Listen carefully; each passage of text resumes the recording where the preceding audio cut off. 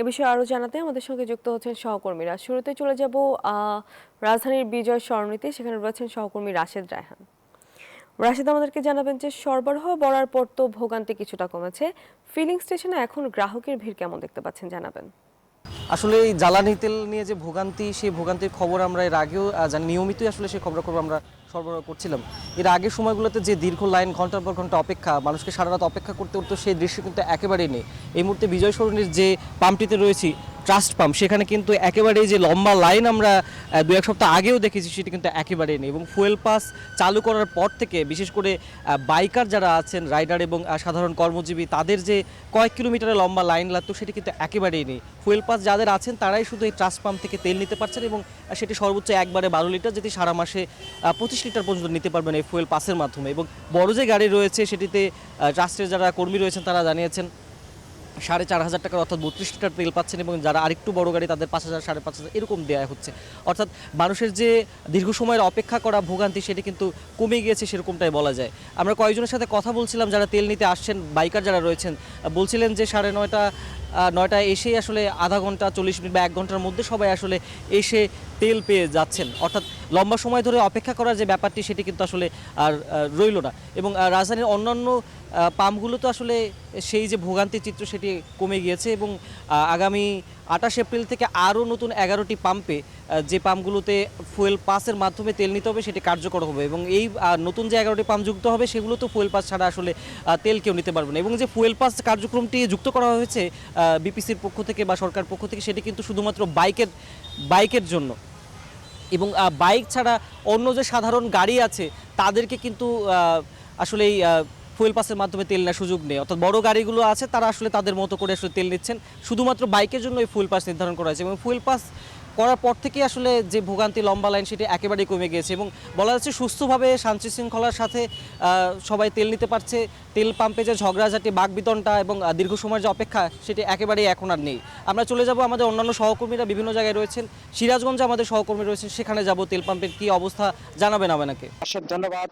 সিরাজগঞ্জে কিন্তু no fuel card, no octane petrol নীতিতে কিন্তু তেল বিতরণ করা হচ্ছে। এতে কিন্তু যারা এই মোটরসাইকেল চালক এবং ব্যক্তিগত মালিক রয়েছে, তারা কিন্তু আসলে নির্দিষ্ট হারে তেল নিয়ে যাচ্ছে, এবং পেট্রোল অকটেনের কিন্তু কোনো সমস্যা নেই। কিন্তু আমরা যেটা দেখেছি, এর বিপরীত চিত্র হলো ডিজেলের কিন্তু যে আগের মতো চাহিদা মতোই বিতরণ করা। ডিজেলের দীর্ঘ সারি রয়েছে, অনেক যে পরিবহন মালিক রয়েছে বা চালক রয়েছে, তারা কিন্তু 2 দিন পর পর কিন্তু তেল নিতে পারছে। এবং কৃষক যারা রয়েছে, তারা কিন্তু চাহিদার তুলনায় কিন্তু তেল কম পাচ্ছে। এ কারণে কিন্তু যে কৃষি উৎপাদন ব্যাহত, সেই সংখ্যা কিন্তু তারা জানেছে। এছাড়াও দূর দূরান্তে যারা কৃষক আছে, তারা কিন্তু অতিরিক্ত ভাড়া দিয়ে কিন্তু এসে সামান্য তেল নিয়ে আবার চলে যাচ্ছে। এ কারণে কিন্তু তারাও ক্ষতিগ্রস্ত হচ্ছে বলে আমাদেরকে জানিয়েছেন।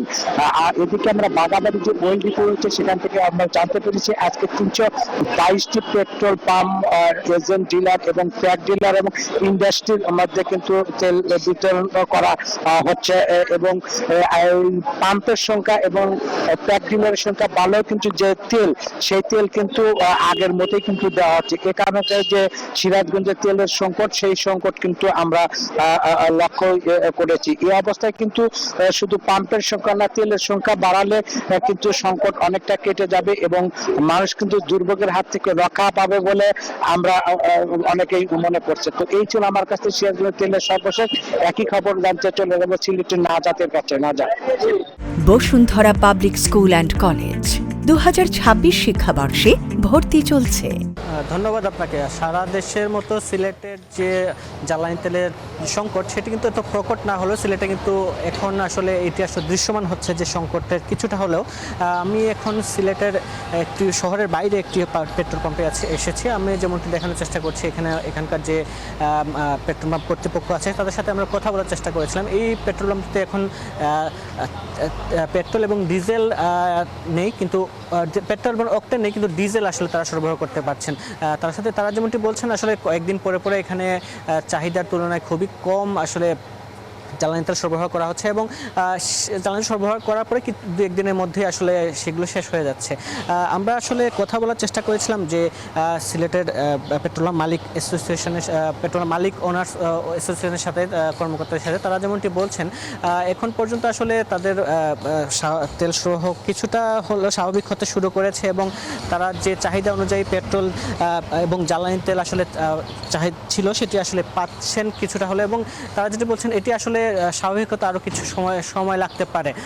আমরা কথা বলার চেষ্টা করেছিলাম যারা ডিপো কর্মকর্তা আছে, তারা যেমনটি বলছেন তারা কিন্তু সরকারি চাহিদা অনুযায়ী তেল সরবরাহ করছেন, যারা চাহিদা নির্দেশনা তেল সরবরাহ করছেন এবং এখন পর্যন্ত আসলে তাদের মধ্যে আসলে তেল বা জ্বালানি তেল সংকট নেই। সব মিলে এই ছিল আমার কাছে সিলেট থেকে শেষ খবর। নাজাদ, ধন্যবাদ আপনাকে।